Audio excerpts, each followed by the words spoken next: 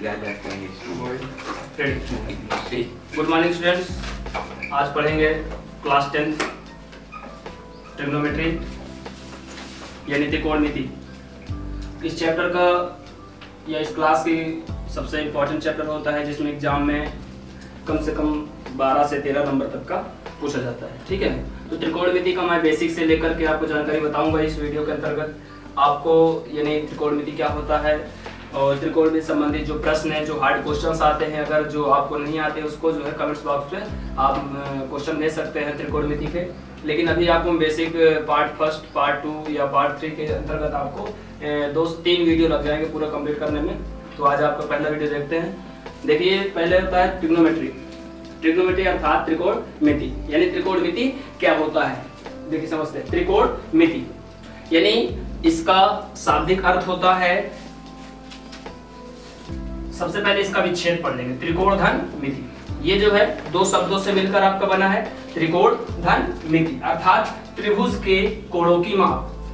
यानी त्रिकोणमिति का मतलब कहने का इसका जो तात्पर्य होता है, त्रिभुज के कोणों की माप त्रिकोणमिति कहलाती है। एक लाइन पे अगर त्रिकोणमिति की डेफिनेशन आती है तो ये आपको टप कर सकते हैं, लेकिन त्रिकोण यानी 3 कोणों का योग, मिति मतलब माप, त्रिकोण मतलब 3 कोण, यानी मिति मतलब माप, यानी त्रिभुज के कोणों की माप। ठीक है, त्रिभुज पे 3 कोण होते हैं, आपको सबको पता है। अब चलते हैं समकोण त्रिभुज पे। ठीक है, यानी समकोण त्रिभुज कैसा त्रिभुज होता है, यानी समकोण त्रिभुज ऐसा त्रिभुज जिसका एक एंगल 90 एंगल होता है। ठीक है, ऐसा एंगल जिसका एक एंगल क्या हो 90 एंगल है। ये देखिए, जहां पे आपको स्ट्रक्चर आपके सामने दिख रहा है, यहाँ पर angle A, angle B, angle C दिया हुआ है, लेकिन यहाँ पर एक ऐसा एंगल यानी 90 यानी एंगल बी 90 दिया हुआ है। तो यानी कैसा त्रिभुज है, समकोण त्रिभुज है। ठीक है, तो यहाँ समकोण त्रिभुज का यानी ऐसा त्रिभुज जिसका एक कोण 90 एंगल हो, समकोण त्रिभुज कहलाता है। ठीक है, अब इसका यानी एक एंगल ही 90 एंगल हो, ये समकोण त्रिभुज। यानी यहाँ पर देख रहे हैं आप कि angle B is equal to क्या है 90 है। ठीक है, और यहाँ पर 3 एंगल है, ये जो है यानी angle B is equal to 90 degree. ठीक है, तो ये आपका था समकोण त्रिभुज। समकोण त्रिभुज यानी ऐसा एंगल जिसका एक एंगल क्या हो 90 डिग्री हो। ठीक है, तो अब समझते हैं कि अब यहाँ पर ये देखिए आपके जो है परपेंडिकुलर, बेस, हाइपोटेन्यूज ये आपके दिए हुए हैं। यानी इंग्लिश से कुछ वर्ड्स लिखे हुए हैं लेकिन हिंदी में भी आपके हैं। जैसे हाइपोटेन्यूज को बोलते हैं कर्ण बोलते हैं, और इसको क्या बोलते हैं परपेंडिकुलर यानी कि लंब, और जो बेस यानी कि आधार। ठीक है, ये आपके इतने। चलते हैं पाइथागोरस थ्योरम में। ठीक है, यानी पाइथागोरस प्रमेय क्या होती है। ठीक है, यानी पाइथागोरस प्रमेय का तात्पर्य है, यानी कहने का मतलब है किसी समकोण त्रिभुज के भुजा कर्ण का वर्ग, यानी किसी समकोण त्रिभुज के 2 भुजाओं, अच्छा यानी शेष 2 भुजाओं, यानी कर्ण हो गई आपकी भुजा, यानी ब्रैकेट में कर लेंगे लंब व आधार, यानी परपेंडिकुलर एंड बेस। यानी कह रहा है किसी समकोण त्रिभुज के भुजा कर्ण का वर्ग शेष 2 भुजाओं यानी लंब और आधार, शेष 2 भुजाओं के वर्ग के योग फल के बराबर होता है। यानी कहने का मतलब है कि जो भुजा कर्ण का वर्ग शेष 2 भुजाओं होता है, अर्थात हम इसको ऐसे लिख सकते हैं। कहने का मतलब है यानी कर्ण का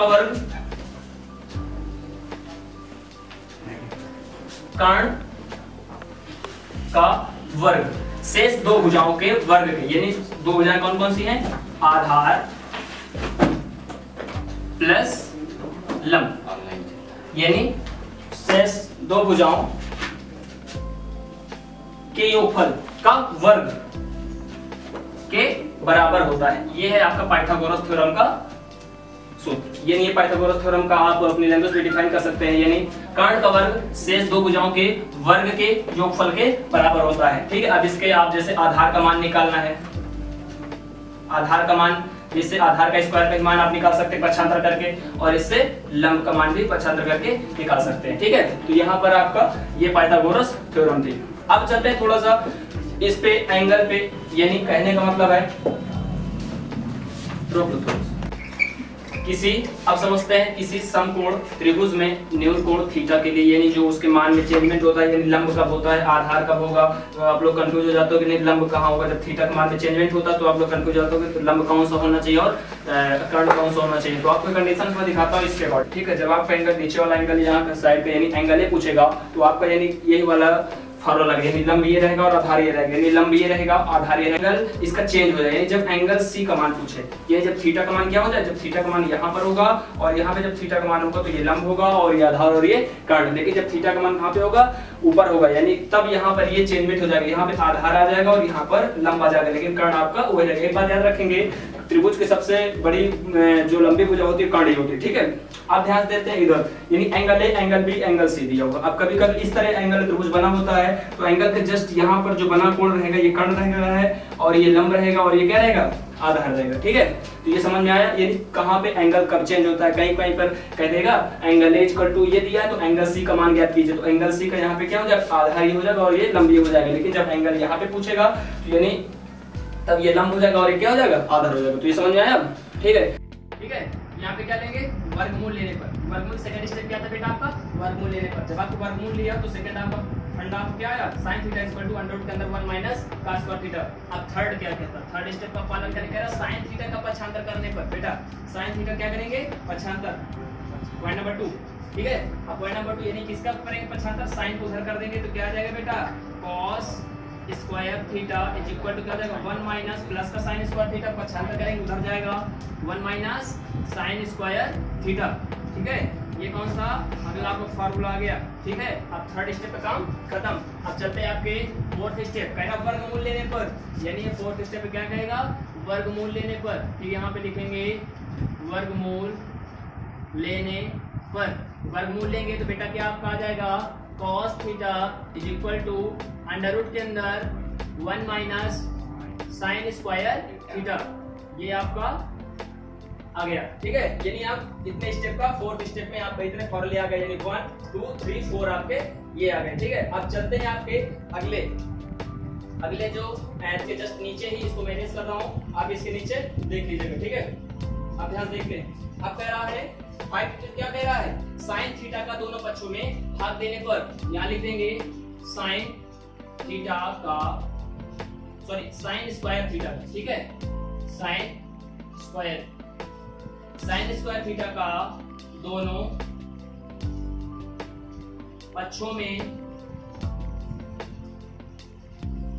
भाग देने पर, ठीक है। यानी कहने का मतलब है sin स्क्वायर थीटा का दोनों पक्षों में भाग देने पर हो जाएगा आपका sin square theta upon sin square theta plus cos square theta upon sin square theta is equal to 1 upon, इसमें भी साइन का भाग देंगे तो क्या हो जाएगा 1 अपन साइन स्क्वायर थीटा, ठीक है। अब चलते हैं, देखिए साइन स्क्वायर थीटा थे, साइन स्क्वायर थीटा क्या हो जाएगा, कैंसिल हो जाएगा, तो यहाँ पर वैल्यू आपकी बचेगी 1 प्लस बेटा cos थीटा अपन साइन थीटा क्या होता है, अब चलते हैं इधर, ठीक है। cos थीटा अपन साइन थीटा क्या होता है, cot थीटा, लेकिन यहाँ पर क्या लगा हुआ है स्क्वायर, तो क्या हो जाएगा 1 plus cot square theta is equal to बेटा 1 अपन साइन थीटा क्या होता है, 1 अपन साइन थीटा होता है cosec थीटा, लेकिन यहाँ पे स्क्वायर लगा हुआ है तो क्या हो जाएगा cosec square theta, cosec square theta. ये आपका अगला फार्मूला आ गया, यानी cosec स्क्वायर थीटा बराबर क्या होता है बेटा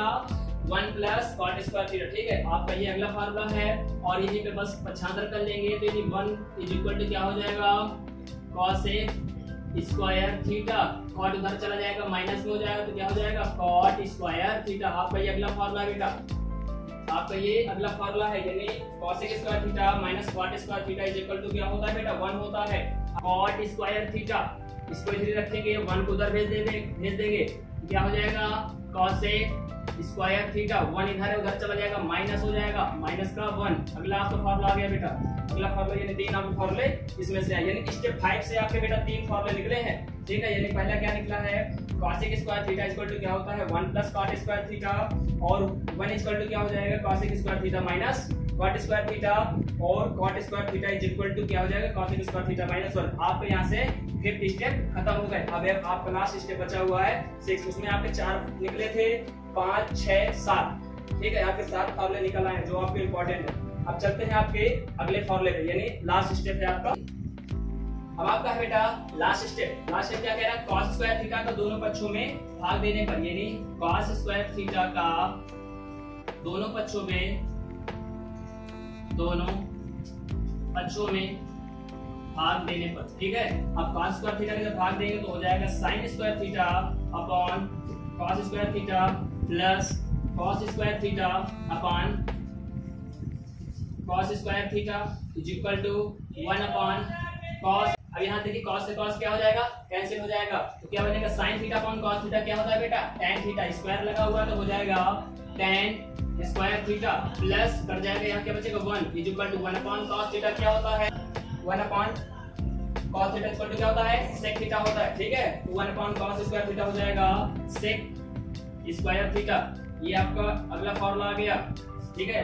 ये यानी sec square theta equal to क्या होता है 1 प्लस tan स्क्वायर थीटा होता है, ठीक है। अब यहाँ से tan का भी मान निकाल लीजिए, यानी tan square theta equal to क्या हो जाएगा sec स्क्वायर थीटा माइनस 1 का पक्षांतर कर देंगे, ये आपका अगला फॉर्मूला हो गया। अब यहाँ से 1 का भी मान निकाल लीजिए, क्या हो जाएगा sec square theta minus tan square theta की वैल्यू क्या होती है 1। ये आपके सभी फॉर्मूले खत्म। आपके इस वीडियो पे आपका आज का इतना ही काफी है, आपके सभी सूत्र बता दिए गए हैं। अब आपके चैप्टर से जो क्वेश्चन ना आ रहे हो किसी चैप्टर से, आप कमेंट्स बॉक्स पे एक्सरसाइज का नाम और उसका क्वेश्चन नंबर डाल सकते हैं या कमेंट्स बॉक्स में मैसेज कर सकते हैं।